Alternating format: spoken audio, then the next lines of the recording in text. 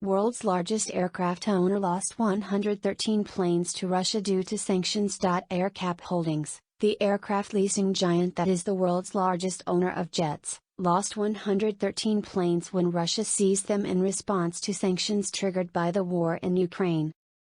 The seizures of the planes and 11 jet engines by Russian authorities caused AerCap to take a $2.7 billion pre-tax charge during the quarter, causing the company to report a net loss of $2 billion, rather than the $500 million profit it would have made without the hit.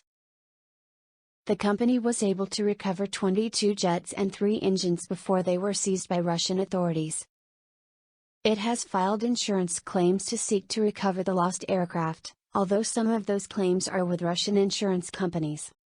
Those policies are backed by Western reinsurance companies, but AerCap stated that the timing and amount of any recoveries under these policies are uncertain. Zelensky draws parallels between war, dictators and Ukraine's plight at Cannes Film Festival. Ukrainian President Volodymyr Zelensky gave a virtual address on Tuesday at the opening ceremony of the 75th Cannes Film Festival, speaking about the connection of film to reality and the role of cinema during Adolf Hitler's dictatorship. Referencing Charlie Chaplin's 1940s movie The Great Dictator, Zelensky said, "It didn't destroy at the time the real dictator, but thanks to cinema and thanks to this film, the cinema ceased to be silent, in every way. Cinema was speaking and it was the voice of the future victory of freedom," he said. "Once again, just like in the past, there is a dictator today, and once again, there is war for freedom, and once again, just like in the past, cinema should not be silent." I am convinced that the dictator will lose, Zelensky said. "We will win in this war. Glory to Ukraine." The president's address was his latest on a virtual diplomatic world tour to keep global attention on Ukraine's plight during the invasion. In April, Zelensky made an appearance at the 64th Annual Grammy Awards offering a speech that began, "The war. What's more opposite than music?" Zelensky says Azovstal evacuation mission continues. The evacuation mission at the Azovstal steel plant in Mariupol continues, Ukrainian President Volodymyr Zelensky said in his nightly address on Tuesday. Negotiation process with Russia continues on evacuation of our heroes from Azovstal. Evacuation mission continues. It's overseen by our military and intelligence officers. The most powerful international mediators are involved, Zelensky said. Ukraine's military said late Monday that its forces had completed their combat mission at the sprawling steel plant, which was for weeks the last major holdout in a city otherwise occupied by Russian troops. European leaders, the Ukrainian president also said he spoke with German Chancellor Olaf Scholz and French President Emmanuel Macron on Tuesday about Ukraine's defense support and our cooperation at the EU level. I informed him about the current situation on the battlefield and the possible development of this situation. I had a substantive and lengthy conversation with French President Macron. We discussed the sixth package of sanctions being prepared in the EU, the negotiation process with Russia, and our heroes' evacuation from Azovstal, he said. Here are the latest developments on the war in Ukraine. The battle for Mariupol's massive Azovstal steel plant appears to be nearing an end, after hundreds of the remaining Ukrainian soldiers holding out in the facility were evacuated. The operation to evacuate Ukrainian defenders from the Azovstal plant in Mariupol was the only possible way for their rescue, said Ukrainian Deputy Minister of Defense Hanna Maliar during a briefing at the Media Center Ukraine on Tuesday. Unfortunately, military unblocking is impossible in this situation. There could be no other way to rescue them than the way it is happening now. It was the only way out, Maliar said, adding that the defenders of Mariupol have fully fulfilled their combat mission. Due to the defense of Mariupol, Russian forces were not able to transfer about 20,000 personnel to other regions of Ukraine, and thus failed to capture Zaporizhzhia, according to Maliar.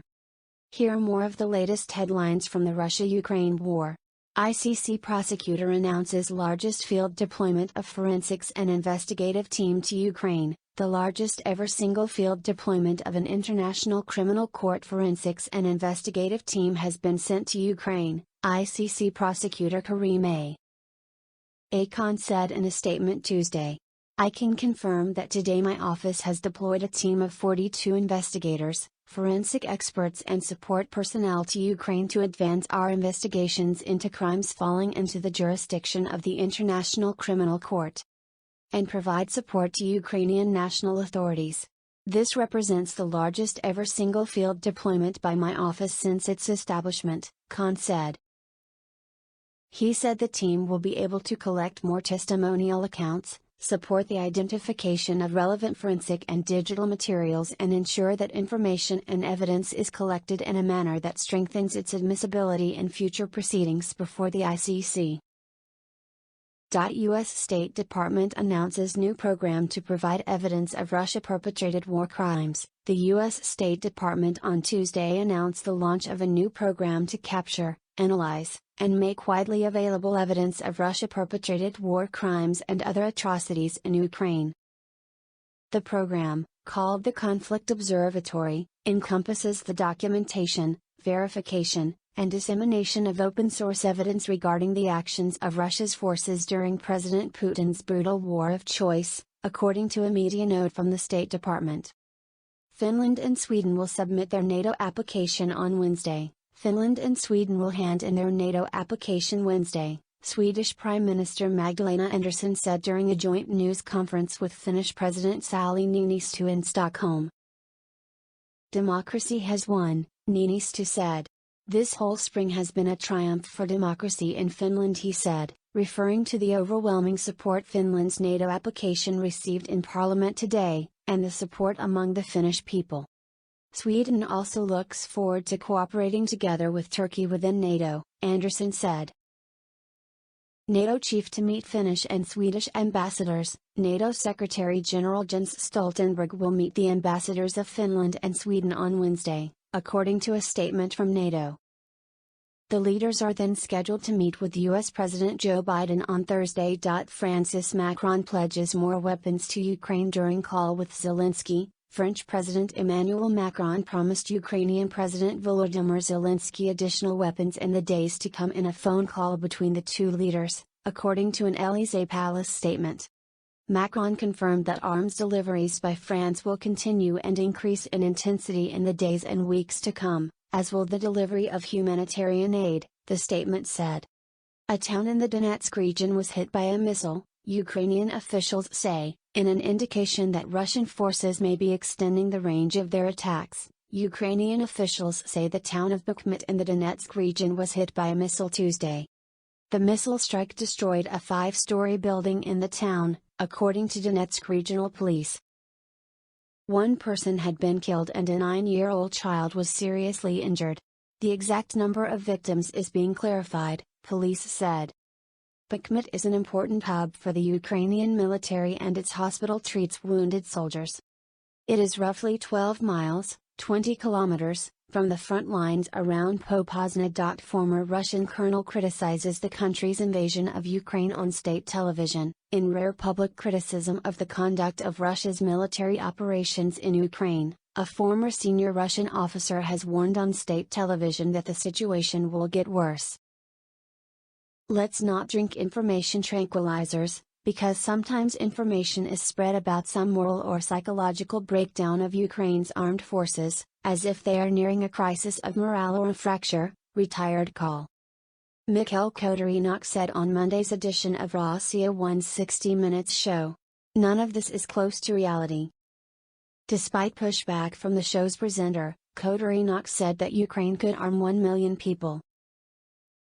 Russia denies U.S. Embassy permission to visit Brittany Griner for third time in month. Russian authorities denied the U.S. Embassy in Moscow permission to visit detained American and WNBA star Brittany Griner for the third time in a month, U.S. Ambassador John Sullivan said in a tweet posted by the embassy. This is unacceptable. We call on at MFA_Russia to provide timely consular access, in line with Russia's international and bilateral obligations, Sullivan said.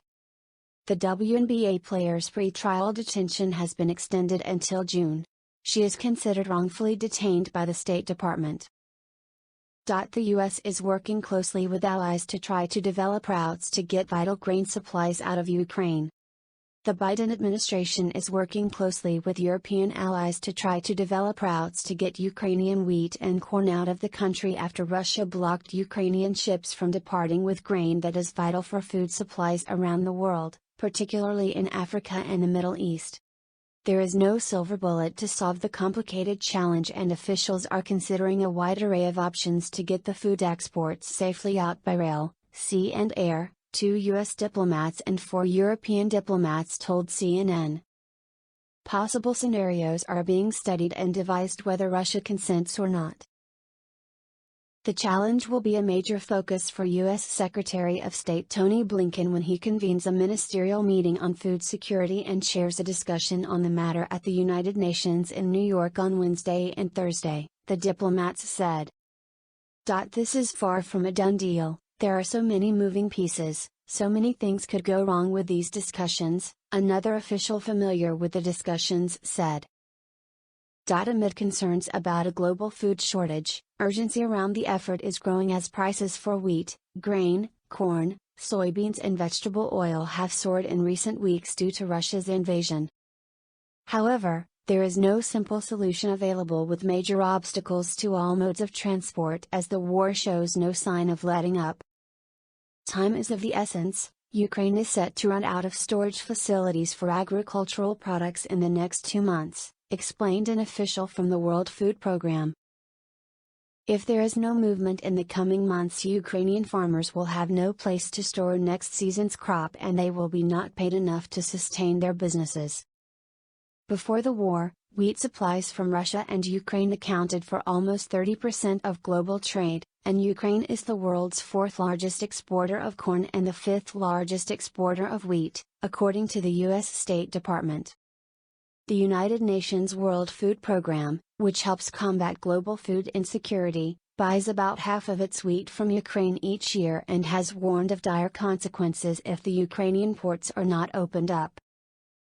U.S. State Department announces new program to provide evidence of Russia perpetrated war crimes. The U.S. State Department on Tuesday announced the launch of a new program to capture, analyze, and make widely available evidence of Russia perpetrated war crimes and other atrocities in Ukraine. The program, called the Conflict Observatory, encompasses the documentation, verification, and dissemination of open-source evidence regarding the actions of Russia's forces during President Putin's brutal war of choice, according to a media note from the State Department. The Conflict Observatory will analyze and preserve publicly and commercially available information, including satellite imagery and information shared via social media, consistent with international legal standards, for use in ongoing and future accountability mechanisms, the note said. This includes maintaining rigorous chain of custody procedures for future civil and criminal legal processes under appropriate jurisdictions. The information will be shared publicly via an online platform, the statement added. The State Department said the program is a collaboration with ESRI, a leading geographic information systems company, Yale University's Humanitarian Research Lab, the Smithsonian Cultural Rescue Initiative, and PlanetScape I, and that the U.S. government has also contributed commercial satellite imagery to these efforts. The State Department said it expects international partner organizations to join the program.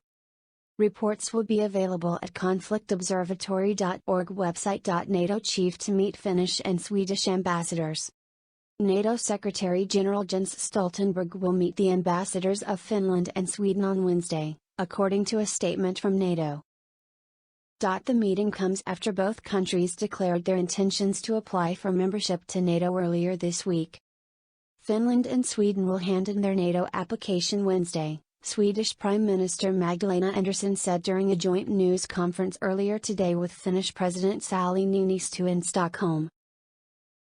The leaders are then scheduled to meet with U.S. President Joe Biden on Thursday. Exclusive, CNN travels to site of one of Russia's biggest single defeats. A CNN team on Tuesday traveled to the eastern Ukrainian town of Bilohorivka, where Russia is believed to have suffered one of the biggest single defeats of the war. There, the charred remains of Russian armored vehicles littered a field just a few hundred meters from the front line. The Ukrainian military says that last week it destroyed at least 73 units of equipment, including T-72 tanks and a variety of infantry fighting vehicles, when a Russian brigade attempted to cross the Siversky Donets River. The high ground above the river was littered with destroyed Russian tanks separated from their turrets, armored personnel carriers, heavy machine guns with barrels twisted into spirals, and the charred body parts of Russian soldiers. They had 3 places to cross, explained a senior officer, and asked for his name not to be used for security reasons. They tried the first one, they failed, they were smashed there. On the second one they tried, they got smashed. Well, and on that last one you saw, where they lost the most equipment. There, they tried 4 times. First time they did not succeed, they were crushed, artillery. Second time the same thing. Each time they increase their efforts, not understanding that we are observing everything. And for every action they take, we have a counteraction, the officer explained. He said that the Ukrainians used artillery fire to destroy the Russian pontoon bridge, and used ground forces to push back the armored column. They had no time to cross, no time to drop the boats, he explained. They all broke through with artillery and gunfire, and we watched from the drones as they fell into the water and sank. The officer said he believes that Russia has fallen for its own propaganda and is a victim of outdated military tactics. I remember when I was a cadet they used to say that an American soldier couldn't even brush his teeth before we killed them all. You see, it's all just propaganda.